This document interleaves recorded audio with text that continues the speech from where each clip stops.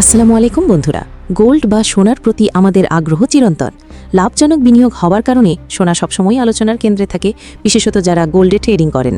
আর সেই কথা মাথায় রেখেই আমাদের নিয়মিত সাপ্তাহিক আলোচনার ধারাবাহিকতায় আজকের ভিডিওতে আমরা 2025 সালের 14 জুলাই থেকে 18 জুলাই পর্যন্ত সোনার দাম কেমন থাকতে পারে সেই বিষয়ে বিস্তারিত আলোচনা করব ইনশাআল্লাহ। আলোচনা শোনার জন্য কিছুক্ষণ এলিয়েট আনলিমিটেড ইউটিউব চ্যানেলের সাথে থাকুন। একটি গুরুত্বপূর্ণ গবেষণাপত্রের তথ্য তুলে ধরে আমরা বোঝার চেষ্টা করব বৈশ্বিক অর্থনীতি এবং ভূ রাজনৈতিক পরিস্থিতি কিভাবে সোনার দামকে প্রভাবিত করতে পারে। আপনারা জানেন, সোনার দাম বিভিন্ন বিষয়ের উপর নির্ভর করে। বিশ্ব অর্থনীতি, মুদ্রাস্ফীতি, বিভিন্ন দেশের আর্থিক নীতি এবং অবশ্যই ভূ রাজনৈতিক পরিস্থিতি, এই সব কিছুই সোনার দামের ওঠানামায় গুরুত্বপূর্ণ ভূমিকা রাখে। তাহলে চলুন আর দেরি না করে সেই গবেষণাপত্রের মূল বিষয়গুলো জেনে নেওয়া যাক। 1. বৈশ্বিক অর্থনৈতিক মন্দা বা গ্লোবাল ইকোনমিক স্লোডাউন। 2. মুদ্রাস্ফীতির চাপ বা ইনফ্লেশনারি প্রেশার্স। 3. কেন্দ্রীয় ব্যাংকগুলোর শিথিল আর্থিক নীতি বা সেন্ট্রাল ব্যাংকস লুজেনিং পলিসিস। 4. বাণিজ্যিক উত্তেজনা বৃদ্ধি বা রাইজিং ট্রেড টেনশনস। 5. ভূ রাজনৈতিক ঝুঁকি বা জিও পলিটিক্যাল রিস্কস। 6. কেন্দ্রীয় ব্যাংক এবং প্রাতিষ্ঠানিক বিনিয়োগকারীদের শক্তিশালী চাহিদা বা strong demand from central banks and institutional investors. এই পূর্বাভাসের পেছনে বেশ কিছু কারণ রয়েছে।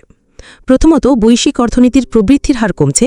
বিশ্ব ব্যাংকের তথ্য অনুযায়ী 2025 সালে বৈশ্বিক প্রবৃদ্ধি 2.3% নেমে আসবে, যা 2008 সালের পর সর্বনিম্ন।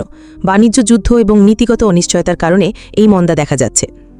দ্বিতীয়ত, মুদ্রাস্ফীতির চাপ এখনও বজায় রয়েছে। মার্কিন ফেডারেল রিজার্ভ মনে করছে শুল্কের কারণে মুদ্রাস্ফীতি আরও বাড়তে পারে। যদিও ইউরোজোনে মুদ্রাস্ফীতি কিছুটা নিয়ন্ত্রণে আসতে পারে, সামগ্রিকভাবে বিশ্বজুড়ে মুদ্রাস্ফীতির হার বেশি থাকার সম্ভাবনা রয়েছে। এমন পরিস্থিতিতে সোনা একটি ভালো বিনিয়োগের মাধ্যম হিসাবে বিবেচিত হয়।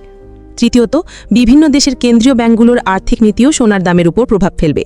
মার্কিন ফেডারেল রিজার্ভ 2025 সালের দ্বিতীয়ার্ধে সুদের হার কমাতে পারে। এর পাশাপাশি ইউরোপীয় কেন্দ্রীয় ব্যাংক এবং চীনের কেন্দ্রীয় ব্যাংকও শিথিল আর্থিক নীতি অনুসরণ করতে পারে।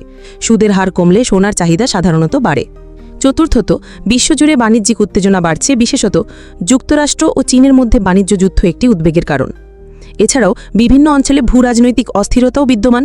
ইউক্রেন, ইসরায়েল, ফিলিস্তিন সহ বিশ্বের বিভিন্ন প্রান্তে সংঘাত চলছে। এই ধরনের পরিস্থিতিতে বিনিয়োগকারীরা সাধারণত নিরাপদ আশ্রয়স্থলের দিকে ছুটতে চান, আর সোনা সেই তালিকার শীর্ষে থাকে। সবশেষে, কেন্দ্রীয় ব্যাংকগুলো এবং বড় বড় বিনিয়োগকারীরা এখনও সোনার প্রতি আগ্রহী। তারা ক্রমাগত সোনা কিনছেন, যা সোনার দামকে একটি নির্দিষ্ট স্তরের উপর ধরে রাখতে সাহায্য করছে। এবার আসা যাক 14 থেকে 18 জুলাই 2025 এই নির্দিষ্ট সময়কালে কি ঘটতে পারে। গবেষণাপত্রে কিছু গুরুত্বপূর্ণ অর্থনৈতিক তথ্য প্রকাশের কথা বলা হয়েছে, যা এই সময়কালে সোনার দামে প্রভাব ফেলতে পারে। গবেষণাপত্রের শুরুতেই রয়েছে একটি নির্বাহী সারসংক্ষেপণ। এখানে বলা হচ্ছে 2025 সালের 14 থেকে 18 জুলাই সময়কালে সোনার দামে সামান্য ঊর্ধ্বমুখী চাপ দেখা যেতে পারে, অথবা এটি তার বর্তমান উচ্চ স্তরে স্থিতিশীল থাকতে পারে। যদিও এই সময়কালে কিছু গুরুত্বপূর্ণ অর্থনৈতিক তথ্য প্রকাশের কারণে স্বল্পমেয়াদী অস্থিরতা আশা করা যায়, সোনার অন্তর্নিহিত চাহিদা কিন্তু বেশ শক্তিশালী থাকবে। এর ফলে বড় ধরনের দাম কমার সম্ভাবনা কম।